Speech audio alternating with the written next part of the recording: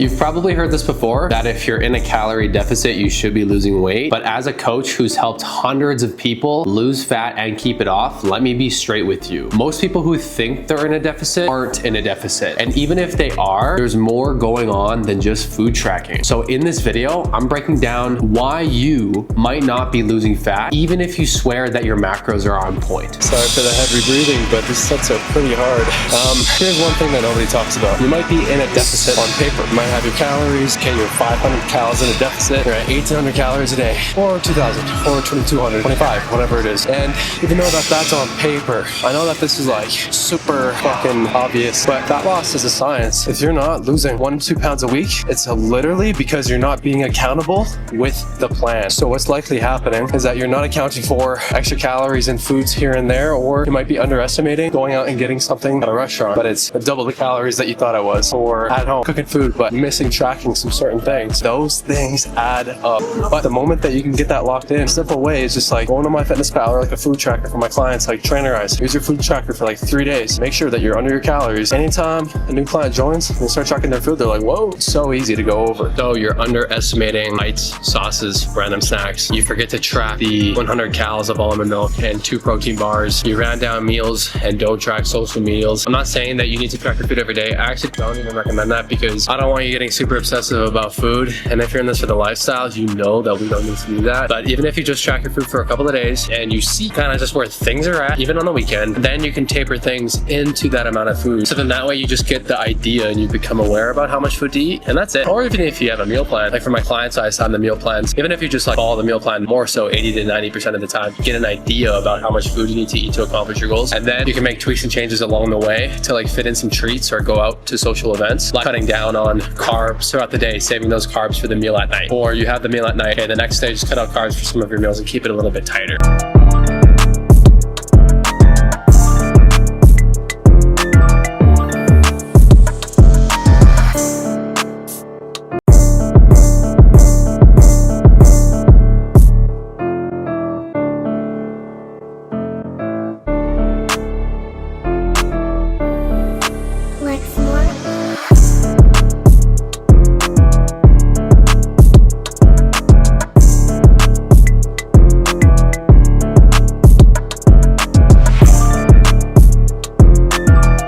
This is a hard workout, but you're on track. This is another thing that happens. You're on track Monday to Friday, right? And I know you hear this all the time, we all do. But then on the weekends, you go out for drinks. One shot is like 100 calories. So you have a shit ton, 600 calories, both gone in liquid calories. Then you go out and get some McDonald's after, 800 calories. Or you snack or do it in other ways, but make your weekends your bitch. Like, it's not that you can't go out to restaurants or even go drink a bit here and there. You just have to plan for it and think about your calories like a bank. It's kind of like credit. If you go out and you have 600 to 800 calories in like alcohol, that's taking 800 bucks off of your credit card. You gotta pay it back in order to keep it rolling. But instead of that like back and forth, what you can do is you can save up a little bit in your savings, and you do that by maybe cutting down on some carbs or fats throughout the day. So then that way you're not just like trying to always pay it back, if that makes sense. And I find that that's an easier way to go about it.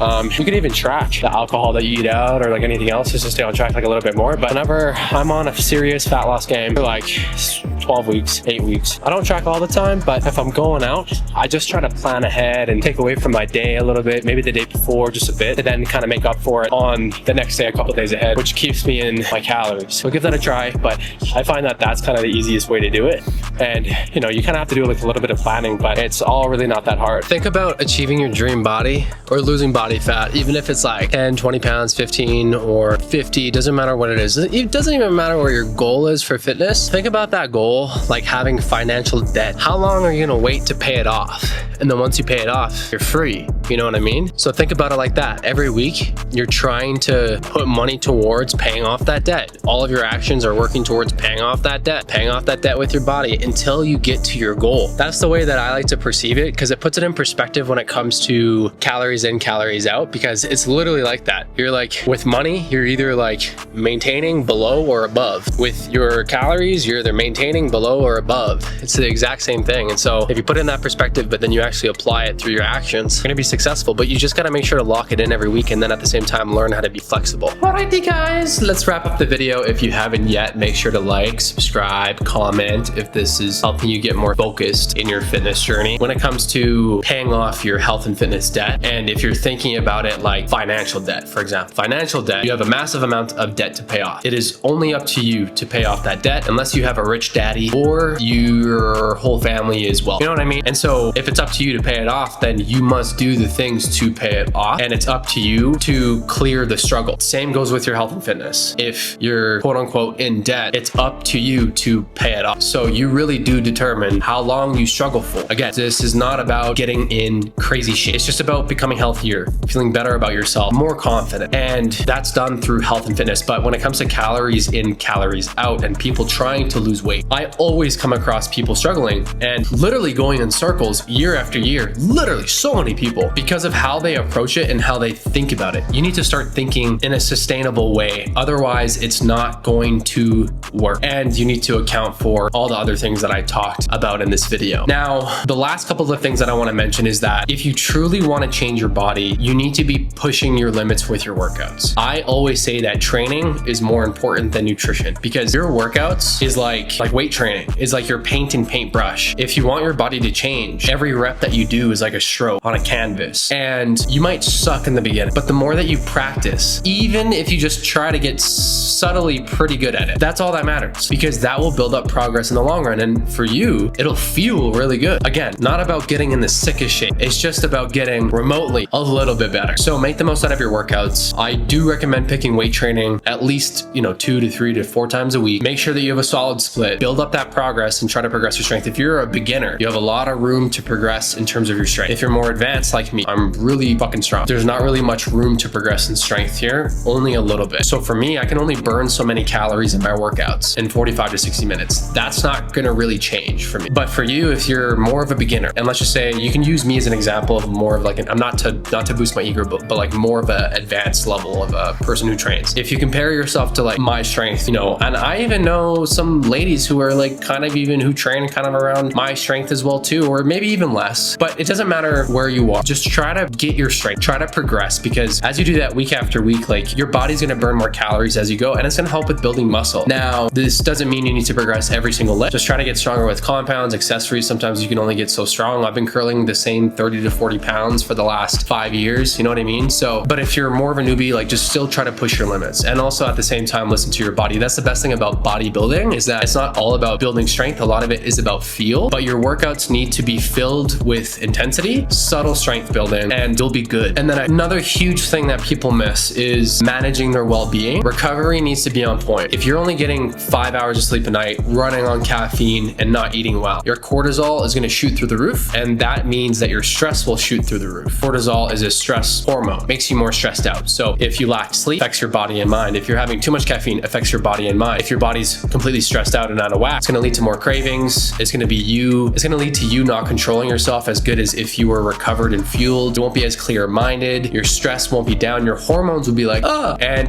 it actually won't help. It just doesn't help with fat loss at all. Recovery is the name of the game when it comes to changing your body composition, or at least getting healthier and fitter. That recovery part has to be there. Doesn't need to be crazy. Again, we're not about being super on point or crazy, but like 6 to 7 hours of sleep at night, at least. Maybe try it for 8 on the weekends. You know what I mean? A little bit less caffeine, a little bit more water, like not filling your week with workouts, because even working out every day can stress you the fuck out, and it can lead to less fat loss because your body's just fucking stressed. But even if you know what I mean? So even if you're working again 2 to 3 to 4 times a week, even 5 is fine. Like you're good. You can work out 6 days a week and be okay with it. But if you're a 30 to 40 to 50 year old and you can make that work, great. You know what I mean? But like, even for me, I'm so busy, I only have time for 4 workouts a week. I swear to God, probably at some point I will only have time for 3, because I have so many other priorities, right? And you can definitely make it work, but you need to find a routine that fits your schedule without stressing you. And that might be 5 workouts or 6 workouts a week, then great. Very, very last thing. Pictures tell all. If you're not seeing changes in your body composition after 4 weeks of locking some stuff in, it's time to really assess what you're doing, because you're wasting your time. Progress pictures tell all. It doesn't matter, like the scale also tells all as well if you're trying to lose weight, but if you are squinting to see progress in your progress pics, or if the scale is not going down by 1 to 2 pounds a week, you got gotta assess what you're doing, like paying off your debt. If you notice that, you know, you're slipping up and spending a little bit without even thinking about it, I've been there, and that debt's not being paid off, you know, like week after week, then you need to change your habits. The same goes with your fitness. So if you're tracking calories and not seeing results, it doesn't mean that you're broken, but it probably means that one of these 4 things is off. You're eating more than you realize, your weekends are wrecking your deficit, you're under training and under recovering, and that's it, guys. If you want help fixing this, you don't need to do it alone. This is the thing that I help people with. I coach real people through this stuff every day, literally, except for Saturday and Sundays because I like the weekends off. But if you're serious about getting lean, strong, without being fucking stupid crazy about it, like stupid restrictive, not having a life, etc., DM me the word coach on Instagram at Nick Wild Aesthetics. And I'm not here to try to sell you or anything like that. Even if I can just point you in the right direction, great. But if you want to get coaching, like we'll talk about it. I'm sure it's something that you'll say. It's important. The main thing is just, I think it's really important to get these things in check, because if you're spinning your wheels time after time again, man, like it sucks. Like I've been there with fitness, my health, my mental health, finances, relationships, like all areas of my life. And when you start to lock things in the right way, holy fuck, does it feel good. Like for example, when you get the things locked in that you need and you start to build progress and it actually works for you, like best feeling in the world. So, and I just want everybody to have that with their health and their fitness, because it truly does feel the greatest. So yeah, reach out anytime on IG.